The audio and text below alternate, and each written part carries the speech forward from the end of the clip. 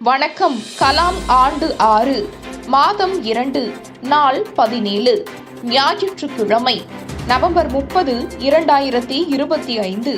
இன்றைய நம்பிக்கை செய்திகள்.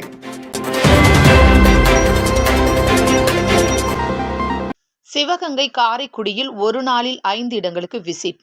சென்னையிலிருந்து நவம்பர் 27 இரவு புறப்பட்டு 28ஆம் தேதி காலை காரைக்குடி வந்து சேர்ந்த நல்லூர் வட்டம் பாலு அவர்களை காலை 5 மணிக்கு சிவகங்கை மாவட்ட பொறுப்பாளர் சாந்தகுமாரி ரயில் நிலையத்தில் வரவேற்றார்.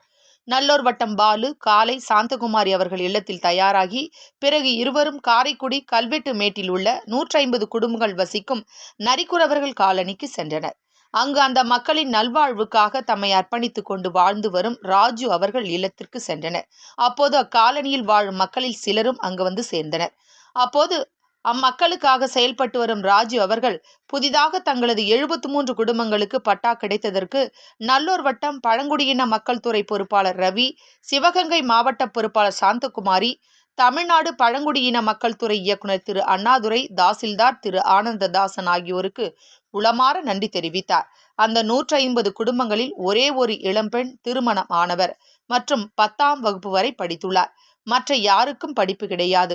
இப்போது புதிய தலைமுறை சுமார் 35 குழந்தைகள் பக்கத்தில் உள்ள பாத்திமா தனியார் பள்ளியில் கட்டணம் ஏதுமின்றி படித்து வருகின்றன.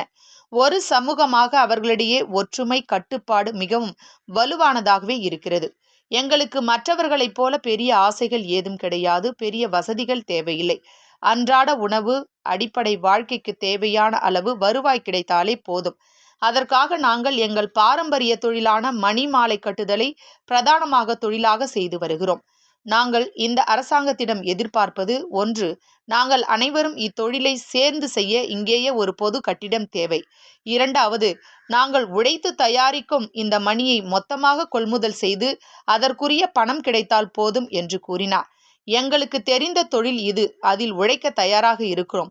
அந்த உழைப்பிற்கான பணம் அலைந்து திரியாமல் மதிப்புடன் கிடைக்க வேண்டும் என்று விரும்புகிறார்கள்.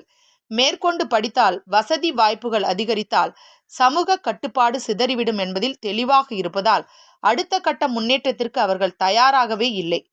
படிப்பு, வேலை என்று வெளியில் சென்றால் காதல், திருமணம் என்பது தவிர்க்க முடியதாகிவிடும். ஆகவே அது அவசியமில்லை என்று முழுமையாக நம்புகிறார்கள். அங்கிருந்து விடைபெறும்போது முதலாவதாக அவர்களுக்கு இத்தொழிலை செய்ய அதே இடத்தில் ஒரு கட்டிடம் கட்டித்தர ஏற்பாடு செய்வதோடு அவர்கள் இடத்திற்கே வலிய சென்று அவர்களுடன் பழகி அப்பகுதியை படிப்படியாக அவர்களை கொண்டே சீர்படுத்த வேண்டும் என்று தோன்றியதாக சிவகங்கை மாவட்ட பொறுப்பாளர் சாந்தகுமாரி தெரிவித்தார். கண்டரமாணிக்கம் சேது ஐராணி மெட்ரிக் உயர்நிலைப் பள்ளியில் மாணிக்க மாணவருடன் சந்திப்பு. நல்லூர் வட்டம் பாலு, சிவகங்கை மண்டல பொறுப்பாளர் பாரதி, சிவகங்கை மாவட்ட பொறுப்பாளர் சாந்தகுமாரி ஆகியோர் கண்டரமாணிக்கம் சேது ஐராணி மெட்ரிக் மேல்நிலைப் பள்ளி மாணிக்க மாணவர்களை சந்தித்தனர். அப்போது மாணிக்க மாணவர்களுக்கு வீட்டில், பள்ளியில், சமூகத்தில் மிகப்பெரிய பொறுப்பு இருப்பதாகவும் அதை எப்படி படிக்கும் காலத்திலேயே செயல்படுத்துவது என்பது பற்றியும் உரையாடல் அமைந்தது. இந்த சந்திப்பிற்கு பள்ளி தலைமை ஆசிரியர் டிசோசா அவர்கள் ஏற்பாடு செய்திருந்தார். ஆரியக்குடி மாணிக்க மாணவர்கள் மிதுன், ரசித் ஆகியோர் உடனிருந்தனர்.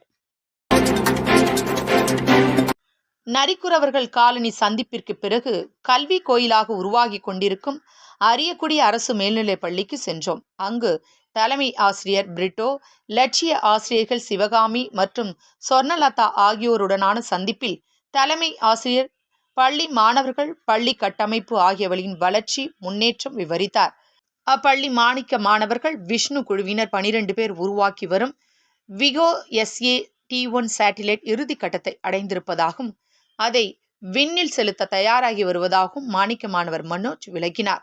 பள்ளியின் நூலகம், அனைத்து வகுப்புகளும் ஸ்மார்ட் தொலைக்காட்சி பெட்டி, பள்ளியின் வளாகம் முழுவதும் குப்பையின்றி தூய்மை, கணிசமான மரங்கள், காய்கறி தோட்டம், விளையாட்டு மைதானம், பள்ளி முழுவதும் சிறந்த வாசகங்கள், போதுமான கழிப்பறைகள், ஆசிரியர்களின் அர்ப்பணிப்பு, ஒருங்கிணைந்து செயல்படும் தன்மை ஆகியவற்றை காண முடிந்தது. அடுத்ததாக அப்பள்ளி மாணிக்க மாணவர் குழு தம் பள்ளியில் மேலும் 20 மாணிக்க மாணவர்களை அவர்களே கண்டறிந்து அவர்களுடன் ஒரு சந்திப்பிற்கும் ஏற்பாடு செய்திருந்தனர். அவர்களுடனான கலந்துரையாடலில் மாணவர்களது சமூக பார்வை மற்றும் தனித்திறன் நன்கு வெளிப்பட்டது. தமிழகத்தில் இதுவரை பார்த்த அரசு பள்ளிகளில் சென்னை அசோக் நகர் பெண்கள் மேல்நிலைப் பள்ளிக்கு அடுத்தபடியாக அரியக்குடி அரசினர் மேல்நிலைப் பள்ளி கல்வி கோயிலுக்கான முழு தகுதியை பெற்றிருப்பதாக பாலு அவர்கள் தெரிவித்தார். இந்த சந்திப்பில் வெளிநாடு வாழ் இந்தியர்கள் துறை மாநில பொறுப்பாளர் லூத்தர் ஜேக்கப், மருத்துவத்துறையிலிருந்து ஓய்வு பெற்ற கணபதி ஆகியோர் உடனிருந்தனர் என்பது குறிப்பிடத்தக்கது. செய்திகளுக்காக புதுச்சேரியிலிருந்து ஜூலிதாஸ். அரு நடேசன் செட்டியார் நடுநிலைப் பள்ளியில் மாணிக்க மாணவர்களுடன் சந்திப்பு. சிவகங்கையில் அரு நடேசன் செட்டியார் நடுநிலைப் பள்ளி மாணிக்க மாணவர்களை சந்தித்து பொறுப்பேற்று செயல்பட்டால் தலைமை பண்பு தானாக வளரும் என்ற கருத்து வளர்க்கப்பட்டது. தலைமை ஆசிரியர் பாண்டியராஜன் இந்த சந்திப்பிற்கு ஏற்பாடு செய்திருந்தார். அரியக்குடி மாணிக்க மாணவர்கள் மிதுன், ரசீத் ஆகியோர் உடன் வந்திருந்தனர்.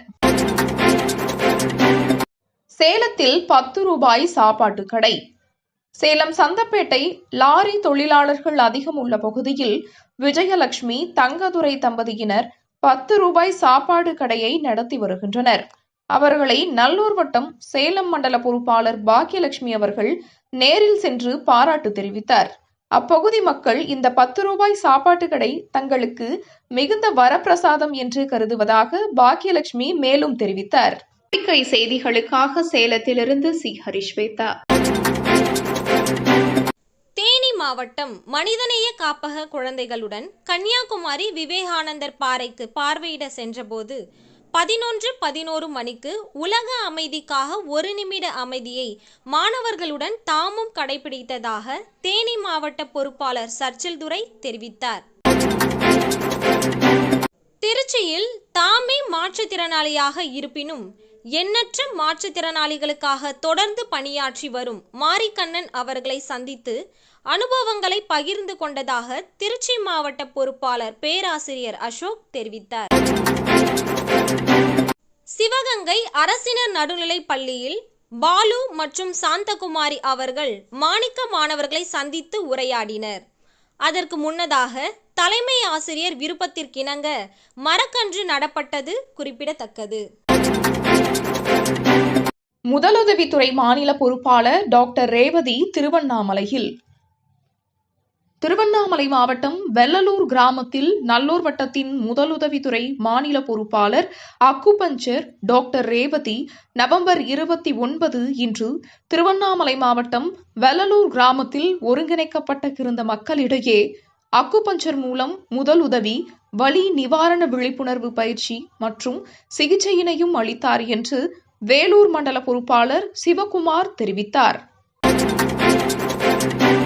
திருச்சியில் தாமே மாற்றுத்திறனாளியாக இருப்பினும் எண்ணற்ற மாற்றுத்திறனாளிகளுக்காக தொடர்ந்து பணியாற்றி வரும் மாரிக்கண்ணன் அவர்களை சந்தித்து அனுபவங்களை பகிர்ந்து கொண்டதாக திருச்சி மாவட்ட பொறுப்பாளர் பேராசிரியர் அசோக் தெரிவித்தார்.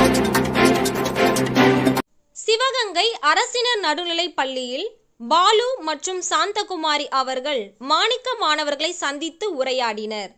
அதற்கு முன்னதாக தலைமை ஆசிரியர் விருப்பத்திற்கிணங்க மரக்கன்று நடப்பட்டது குறிப்பிடத்தக்கது.